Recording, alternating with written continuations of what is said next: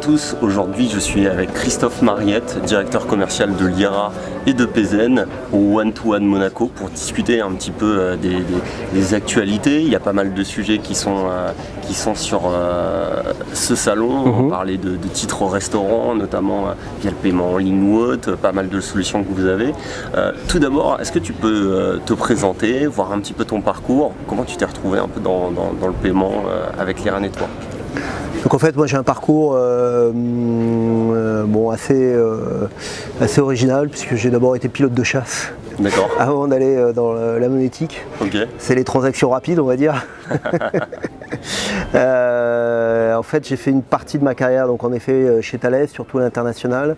À la fin, sur la partie télécom, et en fait, je suis arrivé chez Lyra sur le côté télécom. D'accord. Puisque au départ, Lyra est une fintech des télécoms.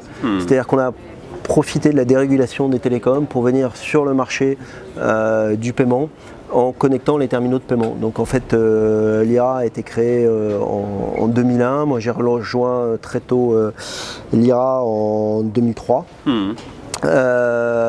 Pour profiter de cette dérégulation des télécoms et connecter les terminaux de paiement. Donc au départ, les terminaux de paiement se connectaient avec une très vieille techno qui était de l'analogique, comme on connectait les terminaux, les PC autre-temps, là qu'on entendait le petit bruit. Et d'ailleurs, il y a toujours des terminaux de paiement qui se connectent comme ça. Et donc maintenant, on les connecte en IP avec toutes les technos. Et aujourd'hui, on connecte à peu près 4 millions de terminaux de paiement dans le monde, dont la moitié des terminaux de paiement par exemple en France. Okay. Donc ça c'est l'histoire de Lyra au départ, hein. C'est une start-up qui appartient toujours à son fondateur Alain Lacour, à des associés dont je fais partie. Et voilà, on a une grande chance, c'est de ne pas avoir de private equity. La boîte appartient toujours à ses fondateurs et ses dirigeants. Alors pas mal d'actualités, on voit sur le paiement que ça a beaucoup évolué, du one click, paiement plusieurs fois. Et puis là il y a une actualité qu'on voit pas mal là sur le salon, que vous allez présenter il me semble lors d'un atelier, qui est les titres restaurants, comment les utiliser en ligne. Est-ce que tu peux nous en dire un petit peu plus par rapport à ça? Quelle est la tendance du marché et quelle est votre vision par rapport à ce type de service? Ouais, donc comme tout métier se digitalise, hein, aujourd'hui les titres restaurants c'est du papier. On commence de plus en plus en ligne avec du delivery. Donc il fallait un moyen qui soit adapté justement au paiement en ligne.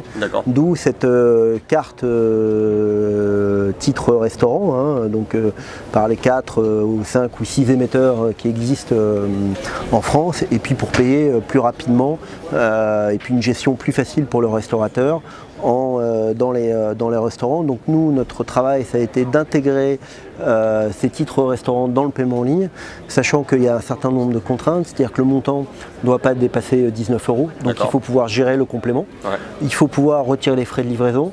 Donc en fait, c'est une solution qui, en fin de compte, est assez complexe à intégrer, sachant qu'il y a de la première génération et deuxième génération. La première génération, c'était de l'acceptation directement par un contrat bancaire. Et la deuxième génération, c'est de l'acceptation via Connex, qui a regroupé les différents émetteurs de titres restaurants, même si aujourd'hui, je pense qu'ils changeront de position. Edenred a décidé de faire un peu bande à part. Et c'est un peu dommage, parce qu'en fait, le fait que Edenred décide de faire bande à part, ça va freiner ce mouvement vers la dématérialisation des titres restaurants. Parce que le marchand va avoir deux intégrations ou va devoir passer par la 1G. Voilà. Mais bon, je pense qu'ils vont revoir leur position.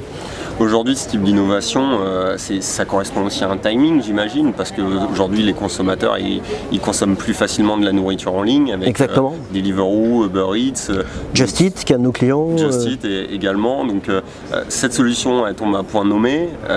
Vous l'aviez réfléchi en amont, il y avait un timing. Donc nous, ça fait 2 ans qu'on travaille dessus. Alors, on avait déjà travaillé sur pas mal de dématérialisation. On avait travaillé déjà sur la dématérialisation des chèques vacances. D'accord. Qu'on ont proposé l'acceptation des chèques vacances en ligne, là aussi avec la même problématique de complément, puisque c'était des montants de 60 €, donc il fallait pouvoir faire le complément, parce que ça ne tombait jamais exactement à 60 €. Et là où ça se complexifie encore, c'est que on a travaillé sur la partie agrégateur, parce que dans le métier, il y a beaucoup de gens qui sont agrégateurs. Et donc nous, on propose aussi une solution pour les gens, comme les Deliveroo, les Uber Eats, etc., qui sont, ou Just Eat, qui sont agrégateurs. Super, on voit que Lyra au final a beaucoup de sujets, notamment avec PZen ou autre. C'est quoi un peu la philosophie du groupe là, pour cette année-là et les prochains enjeux? Est-ce que tu as d'autres axes de réflexion par rapport à tout ce qui est paiement? Alors sur la partie paiement, il va y avoir un très très gros changement qui est poussé par la réglementation, c'est la DSP2, avec deux gros chantiers, le DS 2.0, donc l'authentification forte mais frictionless. Nouveau 3D Secure. Voilà, le nouveau 3D Secure, le 3DS2. Et puis l'instant payment. Donc sur la partie 3DS2, on est le premier acteur français à avoir eu la certification EMVCO. D'accord. Donc là-dessus, on est plutôt en avance et pour nous, c'est vraiment fondamental parce que ce qu'il faut savoir, c'est que tous les acteurs, et je pense qu'il y en aura qui ne seront pas prêts le 14 septembre, leurs marchands ne pourront plus débrayer le 3D Secure s'ils restent en 3DS. Et ça, donc ils vont perdre énormément en frictionless. Et l'intérêt du 3DS2, ça va être que 80% des paiements, il n'y ait pas d'authentification forte, que l'empreinte numérique suffisent à garantir le paiement. C'est que la responsabilité va être prise en charge par les institutions bancaires, ça me semble voilà, bien. Elle va être prise en charge par l'émetteur, sachant que l'émetteur a toujours la main sur savoir s'il peut débrayer, disons s'il va demander faire du challenge, c'est-à-dire s'il a une transaction qui arrive non avec une authentification forte, il peut demander l'authentification forte en fonction des informations qu'il aura reçues. Et c'est pour ça que nous, c'est très important de donner le maximum d'informations sur la transaction pour permettre de ne pas déclencher justement ce 3D Secure. Très bien Christophe, je te remercie. Je pense qu'on a pas mal d'informations et tu as pas mal de rendez-vous aussi. Tout à fait, ouais. Alors on parlait d'innovation, parce que c'est vrai, les innovations ça nous tient à cœur. Aussi on a intégré Google Pay, ce qui est très pratique en fait, parce que le marchand récupère tout le contexte de l'acheteur, c'est-à-dire son adresse de livraison, etc. Et c'est un moyen de paiement qui pour les banques n'est pas disruptif, parce que ça se passe pour elles comme un paiement normal, contrairement à Apple qui prend une commission sur le paiement. Aussi on est assez content parce qu'on a lancé le paiement par WhatsApp. Là-dessus aussi on est assez en avance. Donc on arrive à faire un paiement avec un lien de paiement par WhatsApp. Et là on va sortir aussi un moyen pour pouvoir, entre un marchand et un acheteur qui n'a pas son interface en ligne, qui puisse générer un paiement de façon très très simple. Et ça on en parlera un peu plus dans quelques semaines. Très bien. Du coup j'invite toutes les personnes qui ont suivi cette vidéo à trouver plus d'informations sur le site Lyra.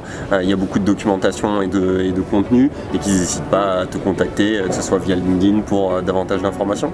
Très bien, merci beaucoup. Merci à toi, bon salon.